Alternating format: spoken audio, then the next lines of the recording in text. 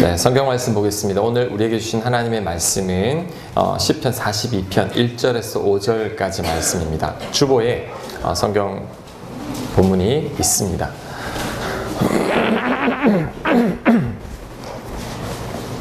시편 42편 1절에서 5절까지 말씀, 네, 하나님 말씀을 봉독하겠습니다. 하나님이여, 사심이 시냇물을 찾기에 갈급한 같이 내 영혼이 주를 찾기에 갈급하나이다. 내 영혼이 하나님 곧 살아계시는 하나님을 갈망하나니 내가 어느 때에 나아가서 하나님의 얼굴을 배울까. 사람들이 종일 내게 하는 말이 내 하나님이 어디 있느냐 하오니 내 눈물이 주야로 내 음식이 되었도다. 내가 전에 성의를 지키는 무리와 동행하여 기쁨과 감사의 소리를 내며 그들을 하나님의 집으로 인도하였더니 이제 이 일을 기억하고 내 마음이 상하는도다. 내 영혼아, 내가 어찌하여 낙심하며 어찌하여 내 속에서 불안해하는가. 너는 하나님께 소망을 두라. 그가 나타나 도우심으로 말미암아 내가 여전히 찬송하리로다. 아멘. 내 안에 잠든 거인을 깨우라 라는 책이 있습니다. 우리 자기 개발에 관계된 책인데 그 책에 이런 내용이 나옵니다. 아버지가 알코올 중독자인데 그에게 쌍둥이 두 아들이 있었습니다. 그런데 한 아들은 알코올 중독자가 되고 범죄자로 교도소에 갇혔고, 한 쌍둥이 형제는 똑같은 형제인데 아주 성공한 사람이 되었고 아주 행복한 가정을 이끌고 있었습니다. 그 두 쌍둥이에게 똑같은 질문을 했습니다. 어떻게 이렇게 되었습니까? 범죄자 형제는 이런 말을 합니다. 우리 아버지가 알코올 중독자인데 제가 별 수 있겠어요? 자, 그 다음에 성공한 그리고 아주 행복하게 잘 살고 있는 그 형제에게 물었습니다. 어떻게 이렇게 되었죠? 아버지가 알코올 중독자인데 저마저 아버지처럼 살면 안 되죠. 자, 똑같은 상황 속에서 쌍둥이가 운명이 완전히 달라졌는데, 자, 그들은 있는 그대로를 환경을 받아들이지 아니하고 자기들의 생각으로 전혀 다른 인생을 살게 되었다라는 그 이야기입니다. 그러고 보면 사람들을 대하다 보면 어떤 사람들은 쉽게 낙심하고 좌절하는 분이 있는데 어떤 분들은 똑같은 환경 가운데서도 잘 좌절하지 않고 낙심하지 않는 분들이 있더라는 거죠. 왜 그럴까요? 쉽게 좌절하고 낙심하는 사람들은 왜 자꾸 쉽게 좌절하고 낙심하게 될까요? 자, 그들에게는 특징이 있습니다. 그 첫 번째 특징이 뭐냐면, 쉽게 좌절하고 낙심하는 사람들은 잘못된 자신의 생각에 붙들려서 삽니다. 자, 오늘 읽은 42장 1절 말씀 제가 다시 한번 읽겠습니다. 하나님이 사슴이 시냇물을 찾기에 갈급한 같이 내 영혼이 주를 찾기에 갈급하나이다. 자, 이 시인은 자신을 목마른 사슴에 비유를 했습니다. 그런데 광야에서는 짐승에게 물려서 죽는 사슴보다 목말라 죽는 사슴이 더 많다고 합니다. 목마른 사슴을 보면 거의 제정신이 아니라고 그래요. 물을 못 찾는 사슴들은. 왜냐하면 이제 곧 죽기 일보 직전이니까. 근데 시인은 자신을 사슴이라고 그래요. 그 목마른 사슴에 비유하고 있는 거죠. 그것은 스스로를 굉장히 절망 가운데 있다라고 생각하고 있는 것입니다. 자, 2절 한번 보겠습니다. 내 영혼이 하나님 곧 살아계신 하나님을 갈망하나니 내가 어느 때에 나아가서 하나님의 얼굴을 배울까. 어느 때에 하나님을 뵙겠습니까? 라는 말은 내가 하나님을 도저히 만날 수가 없습니다 라는 말과 똑같습니다. 그래서 그는 1절 2절을 보면 굉장히 낙심해 있다는 것을 우리가 느낄 수 있죠. 그래서 1, 2절만으로 유추해보면 힘든 상황과 문제가 우리를 힘들게 하는 게 아니라는 거죠. 그 상황을 내가 어떻게 생각하느냐가 나를 힘들게 만든다라는 것입니다. 엘리야도 마찬가지입니다. 엘리야도 자신의 잘못된 생각에 빠져서 죽고 싶다고 이야기했습니다. 엘리야가 하나님께 이세벨이 자신을 죽이려고 이런 항변을 합니다. 하나님, 열심히 주의 일을 했건만 이제 나밖에 남지 않았습니다. 아무런 소용이 없습니다. 일을 열심히 해봐도 이제 넉넉하오니 내 생명을 거둬 가십시오. 자, 그때 하나님이 어떤 응답을 하시느냐 하면, 무슨 소리냐? 왜 너밖에 없다고 생각하느냐? 너 말고도 7,000명이나 있단다. 나를 섬기는 사람이 7,000명이나 있단다. 엘리야는 세상에 자기 혼자만 있다라고, 하나님 일을 하기 위한 사람이 혼자밖에 없다라는 이 잘못된 생각 때문에 죽고 싶어 했다라는 거죠. 그런데 그 생각이 잘못되었던 거죠. 시편 77편의 저자도 마찬가지입니다. 이 저자는 아삽인데, 자, 7절 말씀 우리 주보에 있습니다. 시편 77편 7절 말씀 제가 읽겠습니다. 주께서 영원히 버리실까? 다시는 은혜를 베풀지 아니하실까? 그의 인자하심은 영원히 끝났는가? 그의 약속하심도 영구히 폐하였는가? 하나님이 그를 베푸실 은혜를 잊으셨는가? 노하심으로 그가 베푸실 긍휼을 그치셨는가 하였나이다. 자, 여러분 어떤 느낌이 듭니까? 지금 저자는, 아삽은 굉장히 절망하고 있습니다. 하나님이 자신을 버렸다라고, 하나님이 자신을 돕지 않는다라고 생각하고 있습니다. 자, 그런데 9절 끝에 셀라라고 있죠. 이 셀라가 무슨 뜻이냐면 분위기가 확 바뀔 때 넣는 어떤 장단가 같은 거예요. 우리나라 국악으로 말하면 얼쑤 있잖아요. 분위기가 확 바뀌는 거죠. 얼쑤 셀라 하면서 그가 10절에 이런 고백을 합니다. 또 내가 말하기를 이는 나의 잘못이라. 뭐죠? 나의 잘못된 생각이구나. 자, 그가, 아삽이 이것을 깨닫고 회복하기 시작합니다. 완전히 다르게 고백하게 되죠. 자, 여러분 저를 한번 보십시오. 여러분이 힘든 이유는요, 문제 때문이 아닙니다. 환경 때문이 아닙니다. 여러분 생각 때문이에요.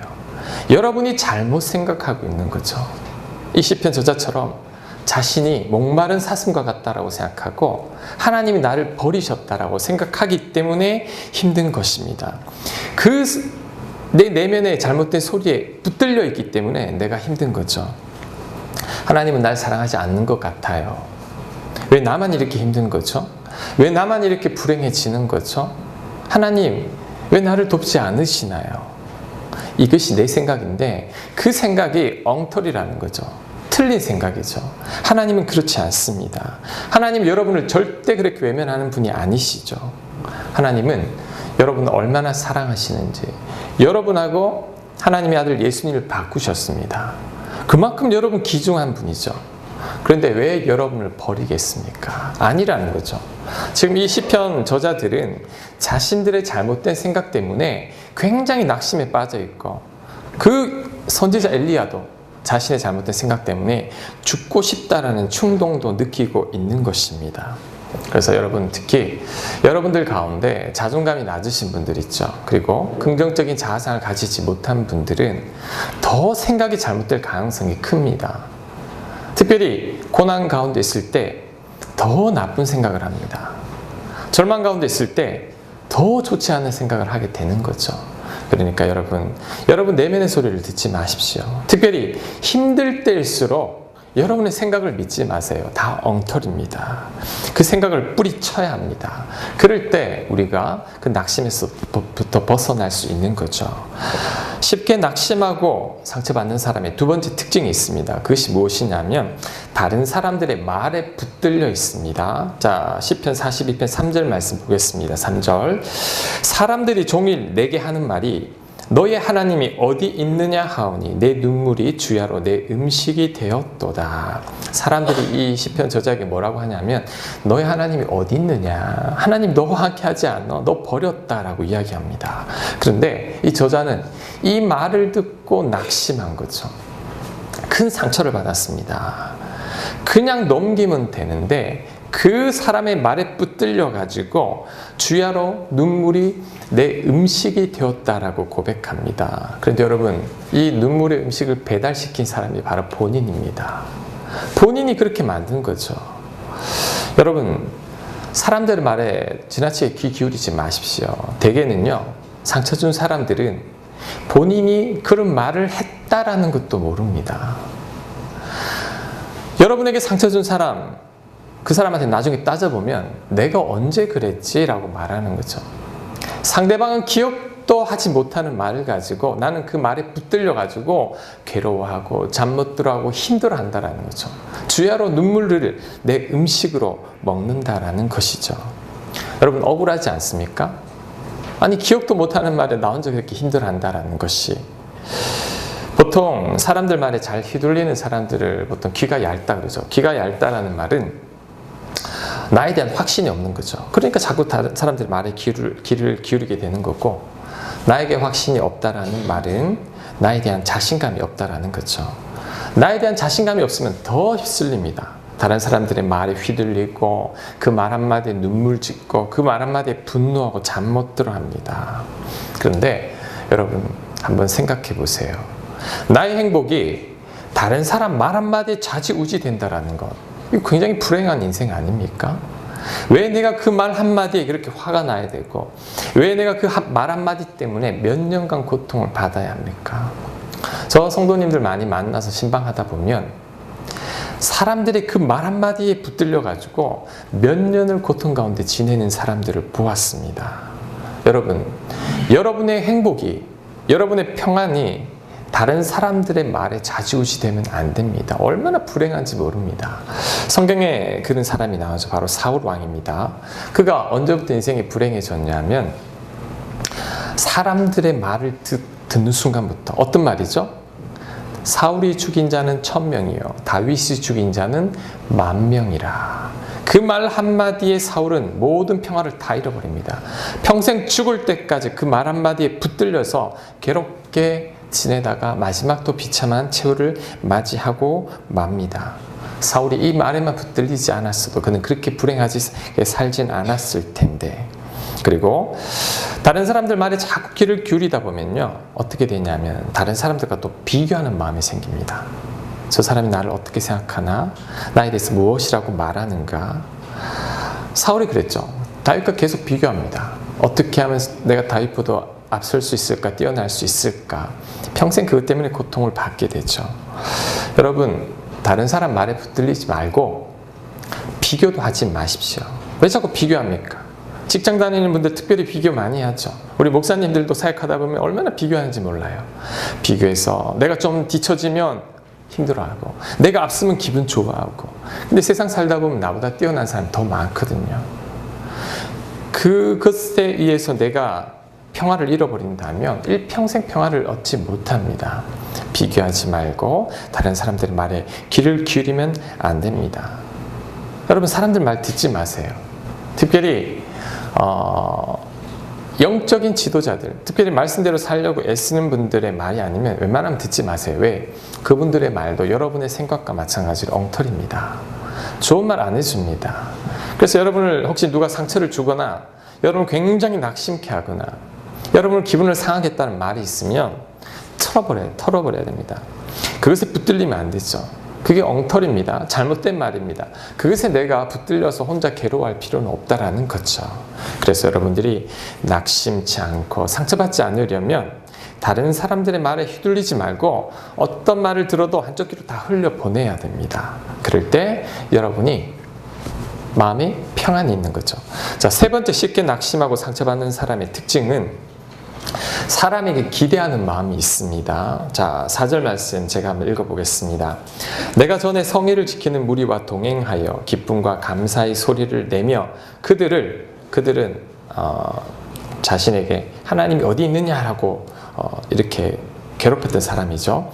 하나님의 집으로 인도하였더니 이제 이 일을 기억하고 내 마음이 상하는도다. 자, 무슨 말이죠? 예전에 나는 그 사람들을 하나님의 집으로 인도하며 정말 친절하게 극진하게 대접을 했는데 그 사람들이 나한테 하는 말이 너한테 하나님이 어디 있느냐, 그 말을 한 거죠. 더 화가 나는 거죠. 내가 옛날 일을 생각하니까 내가 그렇게 잘해 주었는데 너는 나에게 그런 식으로 대하느냐. 그것 때문에 이 저자는 더 괴로워합니다. 여러분, 남한테 친절하게 대한 것 그리고 대접한 것은 잊어야 합니다. 왜 베푼 것을 기억합니까? 베풀었던 사람에 대한 기대가 여러분을 더 힘들게 합니다. 친절하게 대하고 선대했을 때 이제 그 사람에게 뭔가 바라는 마음이 있다는 것은 어떻게 보면 인정받고 싶은 마음이죠. 내가 잘해주었으니 저 사람도 나에게 잘해주겠지. 저 사람도 나를 인정해주겠지. 나 친구도 없는데, 나 외로운데 나에게 잘해주겠지. 자, 그 기대가 상처를 받게 합니다. 사람을 기대하면 안 됩니다. 여러분 지금까지 살아오면서 사람들에게 얼마나 많은 상처를 받아왔습니까? 그렇게 속고도 또 기대합니까? 기대하면 안 됩니다. 사람은 기대할 대상이 아니죠. 여러분의 배우자에게도 기대하면 안 됩니다. 배우자는 섬길 대상이에요. 기대하지 마세요. 자식들도 부모님도 기대할 수 없습니다. 목사도 기대하지 마세요. 저도 인간이에요. 어떻게 될지 모르니까 기대하지 말아야 됩니다. 그냥 긍휼의 대상으로, 기도의 대상으로 삼을 때 우리가 낙심하지 않게 되는 것입니다. 여러분 자신도 기대할 사람이 아니잖아요. 여러분 스스로를 한번 생각해 보세요. 정말 기대할 만한 사람입니까? 그렇지 않죠. 그럼 다른 사람들도 마찬가지라는 거죠. 그래서 우리가 기대하지 않을 때, 다른 사람 말에 귀를 기울이지 않을 때, 나의 잘못된 생각에 빠지지 않을 때 낙심하지 않습니다. 상처받지 않습니다. 자, 이번에는 낙심하지 않고 상처도 쉽게 받지 않는 사람들의 특징을 한번 살펴보겠습니다. 자, 그들의 특징은 하나님을 생각합니다. 나의 잘못된 생각에 붙들려 있지도 않고 다른 사람들의 말에 귀를 기울이지도 않고 하나님이 나를 어떻게 생각할까? 하나님이 나를 어떻게 대할까? 늘 하나님을 생각합니다. 자, 5절 말씀 제가 다시 한번 읽겠습니다. 5절, 10편 42편 5절. 내 영혼아 내가 어찌하여 낙심하며 어찌하여 내 속에서 불안해하는가? 너는 하나님께 소망을 두라. 그가 나타나 도우심으로 말미암아 내가 여전히 찬송하리로다. 자, 4절과는 느낌이 확 다르죠. 4절까지는 막 울고 막 징징대는 듯한 느낌이었는데 5절에는 태도가 확 바뀝니다. 자신의 잘못된 생각과 다른 사람의 말에 낙심한 자신을 하나님께서 꼭 책망하듯이 한번 읽어보시면 내가 나를 책망하고 있어요. 하나님의 마음으로 스스로를 책망하고 스스로를 격려합니다. 하나님께 소망을 둬야지. 하나님 지금까지 너를 도우셨는데 왜 너 지금 낙심하고 있니? 하나님이 너를 사랑하고 너를 돕고 있는데 너 왜 절망하고 있니? 그러면서 스스로를 막 격려합니다. 하나님이 너를 사랑해. 하나님 붙들어야지. 너 왜 그렇게 기운 빠져 있니? 자, 시편 42편 저자는 1절에서 4절까지를 보면 굉장히 낙심하고 목마른 사슴 같다 그러고 울고 주야로 눈물이 내 음식이 되었다라고 한탄하더니 5절부터는 확 바뀝니다. 하나님의 마음으로 자신을 바라보고 하나님이 나를 이렇게 도와주셨는데 하나님께 소망을 둬야지. 너 왜 이렇게 낙심하냐라고 하나님을 기도하더니 5절 마지막엔 이렇게 말합니다. 내가 여전히 찬송하리로다. 완전히 바뀌어버렸습니다. 하나님은 나를 목마른 사슴처럼 내버려 두는 분이 아니시라는 것을 그가 깨달았죠. 사람들은 나를 도와주는 하나님이 없다라고 말하지만 하나님은 여전히 나를 돕고 있고 그분이 나의 소망 되시고 나의 도움 되시는 분이라는 것을 깨달았습니다. 그러니 오히려 하나님을 찬송하기 시작하는 거죠. 아삽도 마찬가지입니다. 그가 절망 가운데 있다가 하나님을 생각하더니 그도 생각이 확 바뀌어 버립니다. 자, 10절. 자, 9절에 셀라 나올 셀라. 그다음 10절. 또 내가 말하기를 이는 나의 잘못이라. 내가 잘못된 생각에 빠졌었구나. 그러면서 그가 이렇게 말합니다. 곧 여호와의 일을 기억하며 하나님께서 베풀어 주신 일을 기억합니다. 주께서 옛적에 행하신 귀한 일을 기억하리이다.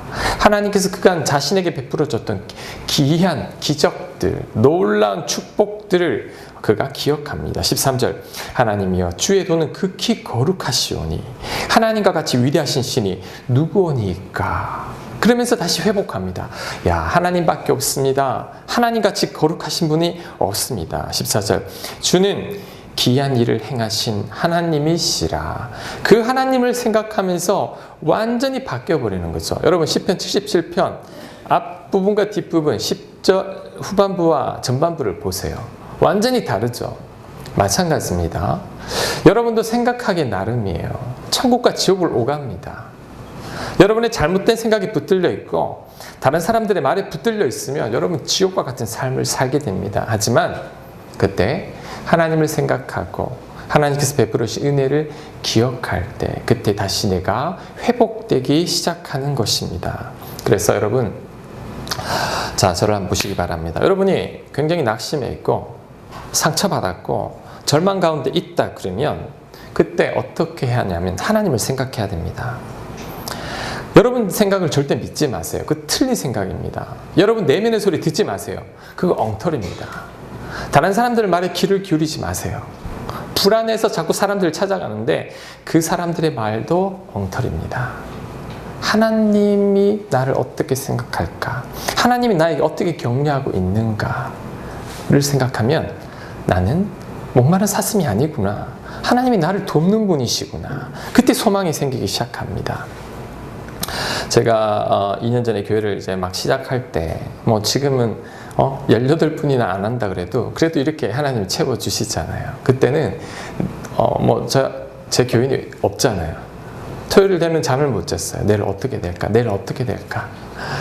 자, 그때 저를 붙들어 준 말씀은 오늘 우리 또 전사님 찬양도 하셨는데 시편 23편 말씀이셨어요. 제가 나무엔이라는 찬양 가수를 좋아해요. 그분의 시편 23편 여호와는 나의 목자시니 내가 부족함이 없으리로는 그 찬양을 제가 굉장히 좋아하고 그분을 예전 교회에서 한번 모신 적도 있어요. 그래서 제가 내 마음이 두려우면 항상 그 찬양을 틀어놓고 계속 마음으로 불렀어요. 여호와는 나의 목자시니 여호와는 나의 목자시니 내가 부족함이 없으리로다. 나를 부족하지 않게 하나님 해주실 거야. 그가 나를 푸른 초장에 누이시며 실만한 물가로 인도하실 거야. 내 스스로에게 격려합니다. 시편 40편 5절처럼 너 왜 그런 마음 가져? 하나님이 너를 사랑하는데 부족하게 않게 해주실 거야. 사망의 음침한 골짜기를 다닐지라도 해를 두려워하지 않으면 주께서 나와 함께 하잖아.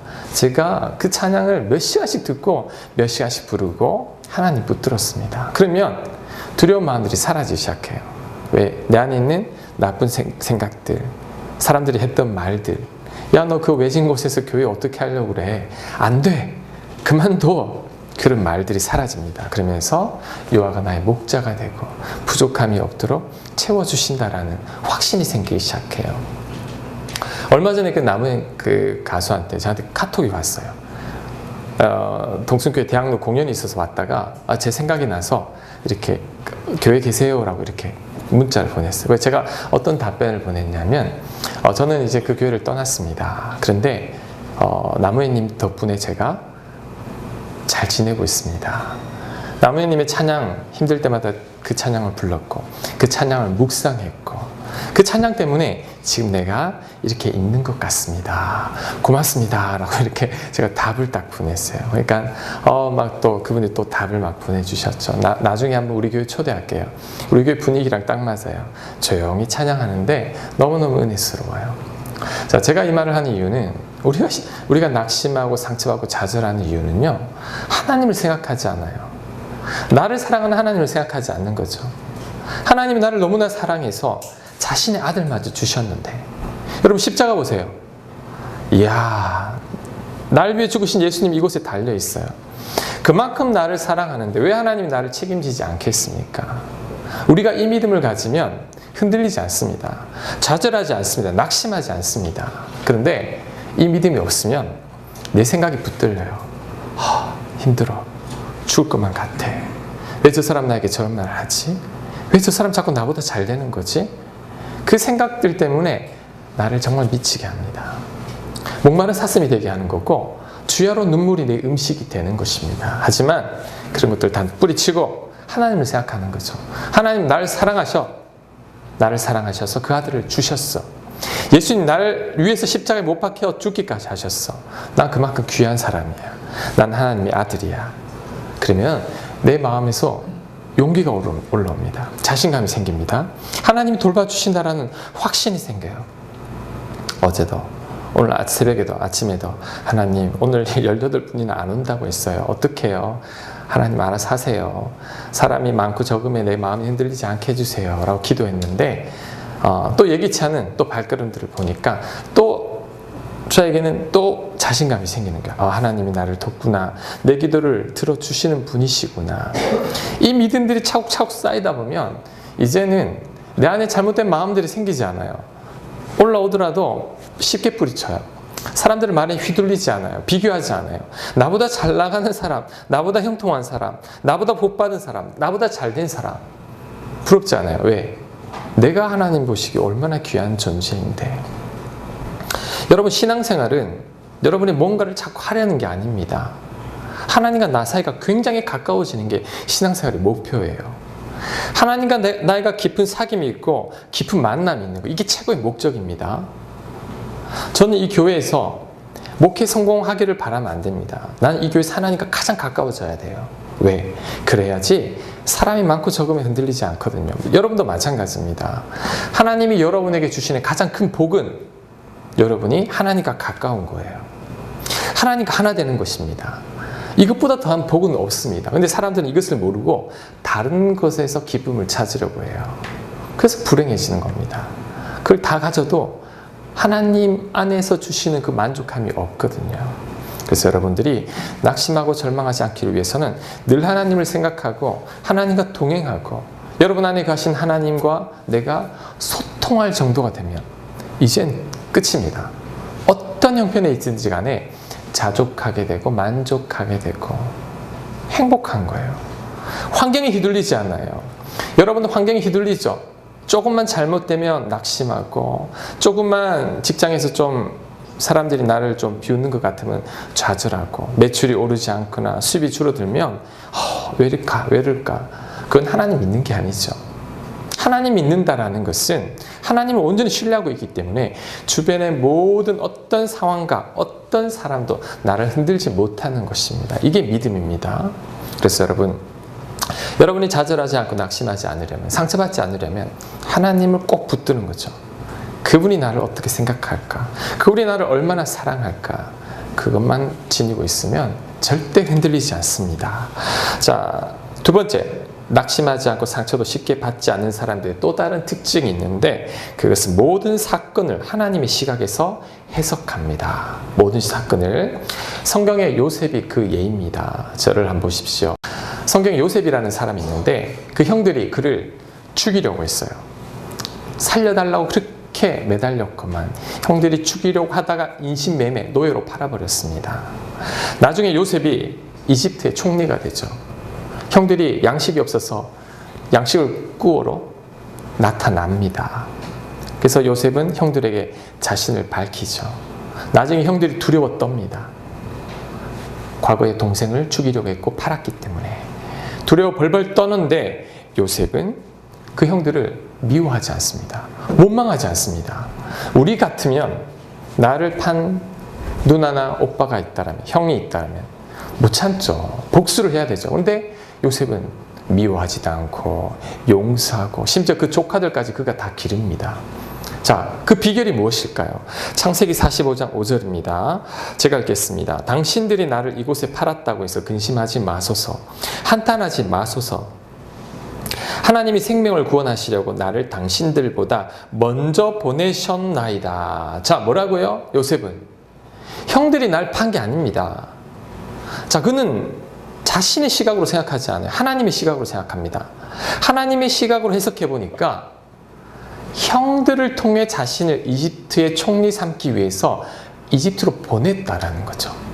형들 잘못 아닙니다. 괜찮습니다. 하나님이 나를 당신들 앞서 보내셨습니다. 그러니까 형들이 믿지 않은 거죠. 형들을 용서할 수 있는 것입니다. 자, 만약에 요셉이 하나님의 시각으로 해석하지 않았다면 어떻게 됐을까요? 평생 분노하며 살았을 겁니다. 어떻게 동생을, 어떻게 날 이렇게. 그리고 그가 애굽의 이집트의 총리가 되었을 때는 복수하려고 했을 겁니다. 나중에 두고 보자. 나를 팔았지 내가 가만두지 않을 거야. 그런데 요셉은 그렇게 생각하지 않아요. 왜? 하나님의 시각으로 해석했습니다. 하나님이 나를 형들을 통해서 이곳에 보내셨구나. 하나님의 섭리 가운데 형들이 있구나. 그러니까 형들이 믿지 않은 겁니다. 여러분들이 낙심하지 않고 상처받지 않으려면 여러분의 생각 내려놔야 합니다. 다른 사람들의 말들도 듣지 말아야 합니다. 하나님의 시각으로 해석을 해야 되는 거죠. 자, 그 사람들 하나님의 시각으로 보기 시작하면 다르게 보입니다. 하나님의 시각으로 보면 나를 그렇게 힘들게 했던 사람이 나를 단련하기 위한 축복의 사람이었다는 것을 깨닫게 됩니다. 그 사람 때문에 내가 연단되어서 요셉과 같은 믿음의 사람이 되었다는 것을 알 수 있죠. 요셉이 이집트 총리가 되기 위해서는 반드시 형들이 있어야 합니다. 형들이 그를 팔아야 되죠. 형들 덕분이죠. 저는 제가 용서하지 못하는 사람이 있었는데 그 사람 때문에 예수님을 만났어요. 그 사람을 용서하지 못해 괴로워하다가 몇 년 동안 힘들어하다가 나를 위해 나를 용서하신 하나님을 그때 만났죠. 그 사람 때문에 힘들었지만 그 사람이 아니면 제가 이 자리에 서 있을 수도 없다라는 거죠. 하나님의 시각으로 생각하면 여러분 모든 사람 믿지 않습니다. 그 사람을 통해 나를 단련하시는 하나님의 사랑이요. 그 사람은 나를 위해 공짜로 조연 역할을 해주신 분이에요. 가서 밥 사드려야 돼요. 그 사람 때문에 내가 있는 것이고 그 사람 때문에 오늘날의 믿음을 가지게 되는 것이죠.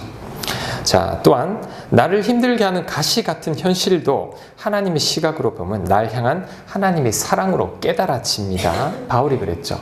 그에게 가시가 있었어요. 육체적으로 질병이 있었죠. 그 가시가 얼마나 힘들었는지 사역하다가 설교하다가 푹푹 쓰러지기도 하고 하나님께 기도합니다. 하나님, 이 육체와 같은 가시 좀 거두어 주세요. 이것 때문에 사역할 수가 없습니다.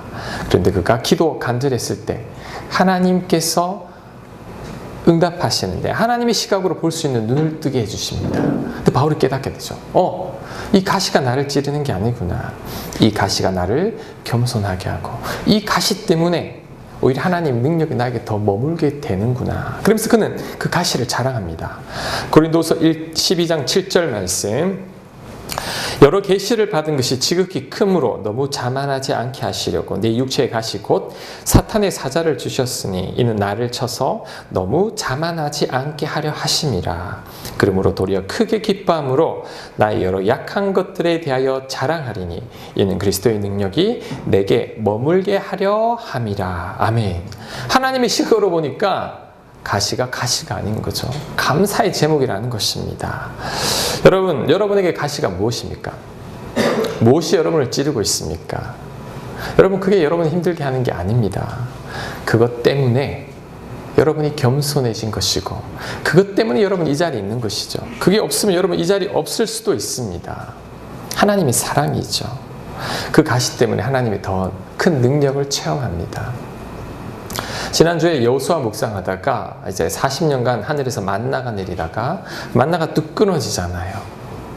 자, 인간적인 눈으로 해석하면 만나 있으면 좋겠는데 왜 만나를 그치게 하실까? 이해할 수 없죠. 근데 하나님의 시각으로 해석해보면 굉장히 감사할 일입니다. 어떻게 해요? 여러분, 만나 없이는 살아갈 수 없는 것과 만나 없이도 살아갈 수 있는 것, 어느 게 축복이죠? 만나 없어도 살아갈 수 있는 게 축복입니다. 과거 40년은 만나가 없으면 살아갈 수 없는 이스라엘 백성이었지만 이제는 만나가 없어도 살아갈 수 있는 거죠. 하나님의 시각으로 해석하니까 만나가 끊어진 것도 하나님에게 놀라운 축복이라는 거죠. 여러분에게 혹시 하나님의 만나가 그쳤습니까? 그로 인해 힘듭니까? 다른 사람이 나보다 더 잘 되는 것 같습니까? 하나님의 시각으로 해석하십시오. 지금 그렇게 만나가 많이 끊어졌지만 이렇게 교회 나와서 예배 드릴 수 있는 것도 하나님의 은혜예요. 감사의 제목이에요. 만나가 없지만 여러분 그 고통이 오히려 더 큰 감사를 가르쳐 줍니다. 그래서 또한 감사한 거죠. 그래서 하나님의 시각으로 해석하면 감사하지 않을 게 하나도 없습니다. 그래서 믿음이 없는 사람은요, 자기 생각에 붙들려 있고요, 다른 사람들 말에 귀를 기울입니다. 그런데 믿음의 사람은 내 생각을 믿지 마요. 여러분 생각은 십자가에 못 박아? 십자가에 못 박아야 합니다.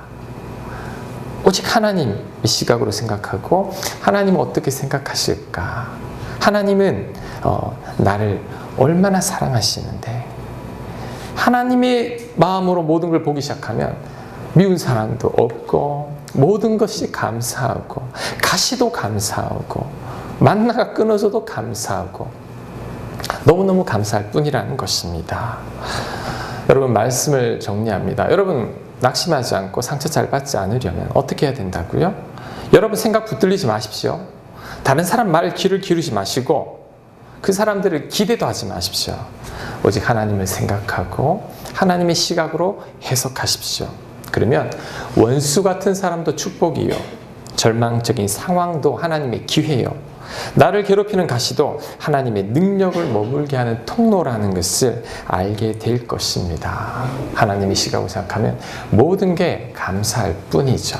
그래서 여러분들 믿음의 눈으로 하나님만을 바라보며 흔들리지 않는, 상황에 흔들리지 않는, 사람들 말에 흔들리지 않는, 혼자 있을 때 흔들리지 않는 믿음의 사람이 되시길 간절히 축복합니다. 아멘. 자, 오늘 말씀